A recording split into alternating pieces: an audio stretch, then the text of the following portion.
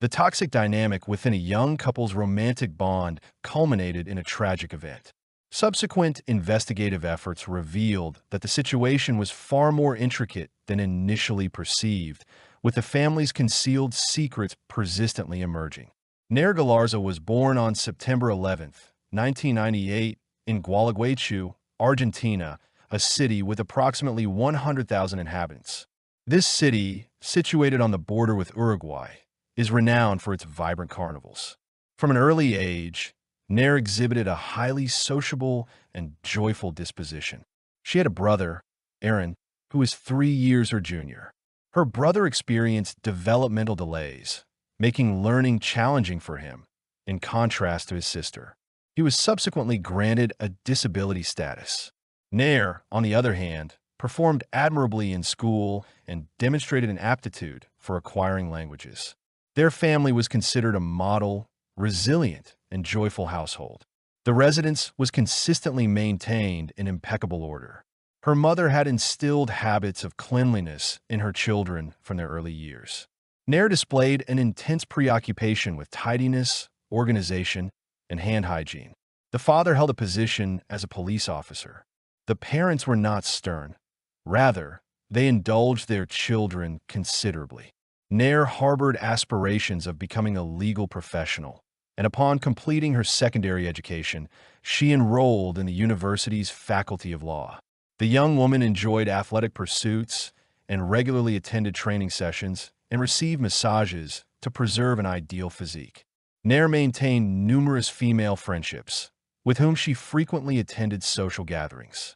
In 2012, at the age of 14, she encountered 15-year-old Fernando Pastorizo at a local bowling establishment.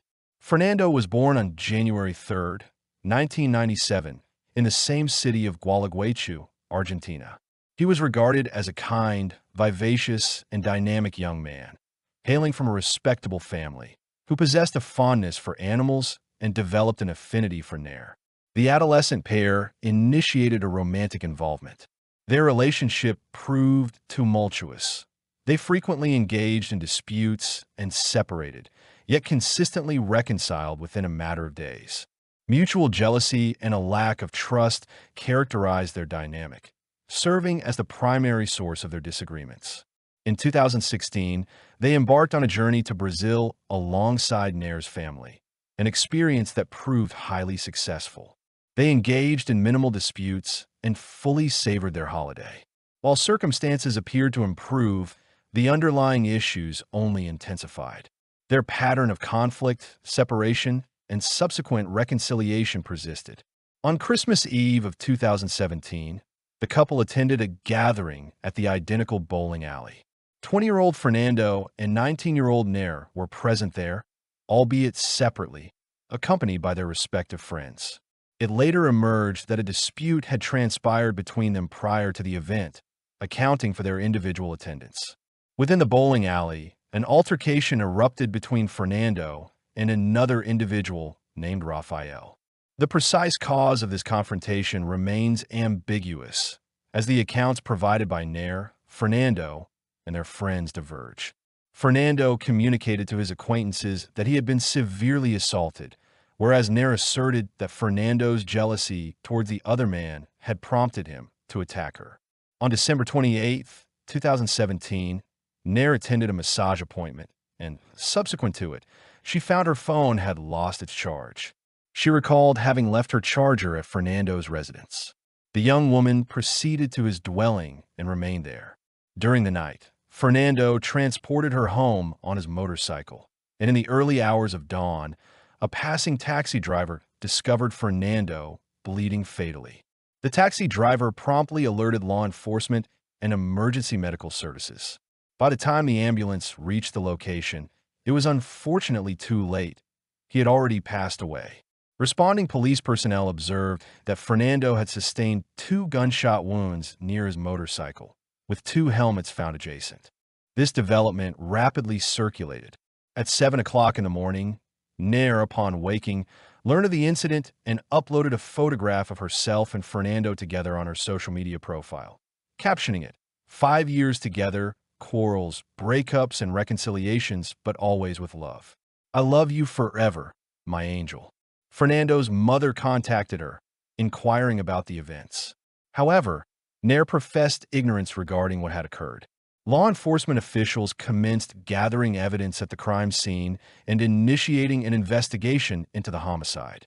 The preliminary hypothesis of robbery was dismissed, given that the funds Fernando possessed remained unpilfered. The area was known as a tranquil, secure neighborhood with a minimal incidence of crime. The pressing question then became, who could have committed this act, and what possible motive could they have harbored? The investigation revealed that Fernando had been shot with a 9mm pistol, a firearm typically restricted to police personnel. Could a law enforcement officer genuinely be responsible for his death? It was further ascertained that the victim was initially shot from behind at close proximity. He was likely transporting someone on his motorcycle when a shot was fired. Subsequently, he dismounted from his motorcycle, whereupon the assailant approached and discharged the weapon at him from the front, striking him in the heart. Could this perpetrator have been an acquaintance? This theory gained credibility due to the discovery of a second helmet at the scene. Police commenced reviewing surveillance footage from all CCTV cameras in the vicinity and identified a female individual departing the location at 5:22 p.m., though her facial features were indiscernible. Suspicion fell upon Nair, and she was invited to the police station for interrogation. She asserted with assurance that Fernando had driven her home during the night, after which she showered, retired to bed, and awoke at 7 a.m. to learn of the tragic event. It was at this juncture that she posted a social media story regarding the motorcycle ride with Fernando. Nair appeared profoundly distressed and was visibly weeping, leading investigators to conclude their questioning of her.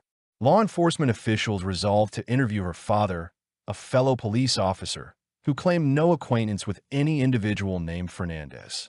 This assertion, however, proved false.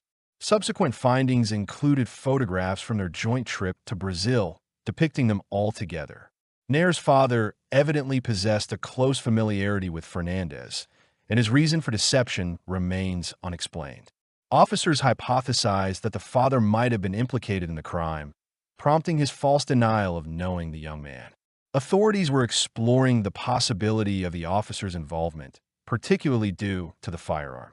Consequently, the father's weapon was seized for forensic analysis, which confirmed it as the instrument used in Fernando's shooting. Nair's father thus became the primary suspect. Investigators posited various potential motives. The father likely disapproved of the relationship between his daughter, Nair, and Fernando, and this displeasure might have escalated to anger, leading him to fatally shoot the young man. The investigation subsequently took an unforeseen direction. Nair herself confessed to Fernando's murder, purportedly to shield her father, who was on the verge of apprehension. She asserted that she had been a victim of physical abuse at the hands of her boyfriend. On that particular night, the boyfriend had allegedly seized her by the hair and forcibly taken her home. Thus, she shot him. Yet, how could she possibly have possessed a firearm? If she carried a gun, it plainly suggested a premeditated offense. It was later revealed that Nair had pilfered her father's service pistol from the refrigerator and returned it following the homicide, with her parents remaining unaware of her actions. It was she who was recorded by the CCTV surveillance.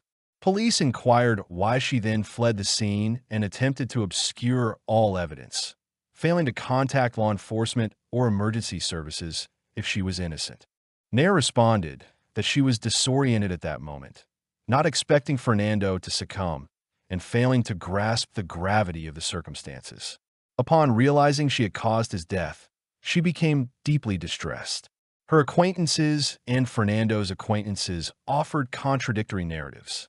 Her friends attributed all blame to Fernando, citing Nair's perpetual grievances about him, whereas the deceased friends held Nair entirely responsible. Some individuals stated that they were not even a formal couple, given their considerably greater time spent apart than together.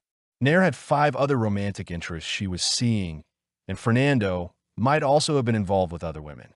An examination of Fernando and Nair's correspondence revealed that, based on their exchanges, Fernando appeared to be the victim in their relationship. Nair exhibited significant aggression and issued threats, while the gentle and amiable Fernando confided in his friends about being subjected to physical abuse when he sought to end their involvement with Nair. He had grown weary of the relationship and merely desired a peaceful existence without her.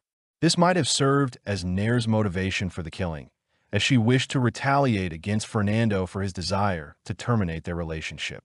Nair subsequently asserted that she accidentally discharged the weapon while holding it.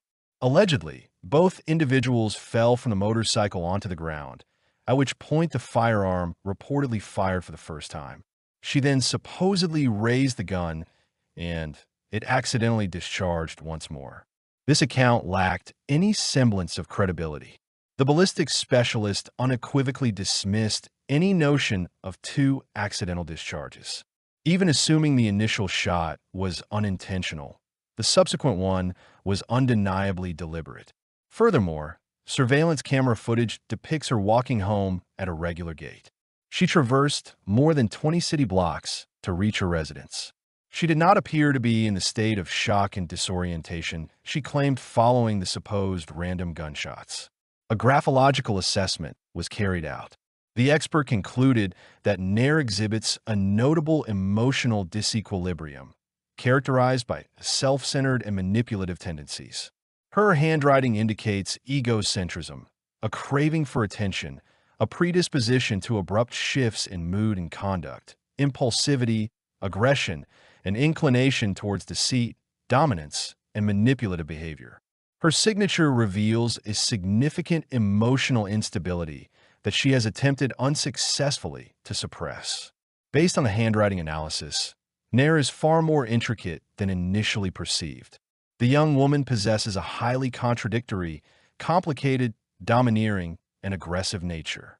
It was discovered that, at the age of 16, she opted to prank her parents by fabricating her own kidnapping. Her terrified parents were astounded upon learning it was merely a hoax. Prior to the legal proceedings, the young woman underwent a psychiatric assessment. The psychiatrist determined that she was competent to stand trial. She exhibits absolute narcissistic traits, is prone to irritation, aggressive, and demonstrates no remorse or regret for any of her actions. During the trial, Nair's demeanor was notably defiant. She arrived dressed in shorts, cast arrogant and disdainful glances at all present, incessantly adjusted her hair, and engaged in flirtatious behavior with numerous individuals. She repeatedly asserted that her actions constituted self-defense, a claim that garnered no credence. The young woman's mother defended her, while her father later disavowed his daughter. However, no evidence substantiated Nair's claim of physical abuse by Fernando. The prosecution presented its account of the events. Approximately at 2 a.m., Fernando escorted the young woman home. Upon their arrival, they entered Nair's residence and engaged in an argument lasting roughly 2 hours.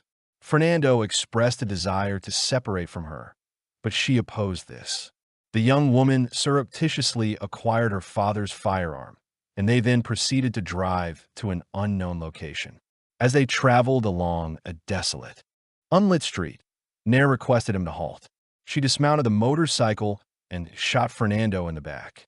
Fernando collapsed, and she fired another shot. Following this, she returned home. There, she showered, removed blood spatter and gunpowder residue from her hands, replaced her father's weapon on the refrigerator, changed her attire, and retired for the night. Nair was convicted of murder and received a life sentence, with the possibility of parole after serving 35 years. She could potentially be released at the age of 54. Nair consequently became Argentina's youngest inmate sentenced to life imprisonment. The young woman lodged 3 appeals, all of which were denied, and the conviction was affirmed. Currently, the 23-year-old asserts complete innocence, contending that the perpetrator was her father who discharged the weapon. Yet, this raises the question of why the father was entirely absent from the CCTV footage, which conversely captured Nair, who was purportedly at home at that moment.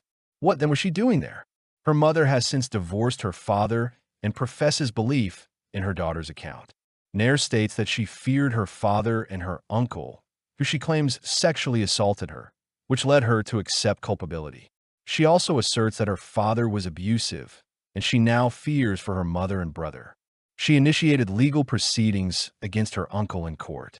This particular case garnered extensive public attention. Among the local populace, there was virtually no apathy regarding the matter. Some individuals continue to support Nair to this day, steadfastly believing in her innocence, while others hold opposing views. Nair's actions not only resulted in Fernando's death, but also irrevocably shattered her own life, her future, and the prospects of her brother, who, after the passing of their parents, will lack anyone to provide care. His parents had harbored the hope that Nair would assist him, given his disability and inability to independently care for himself. Regrettably, she also let down her family.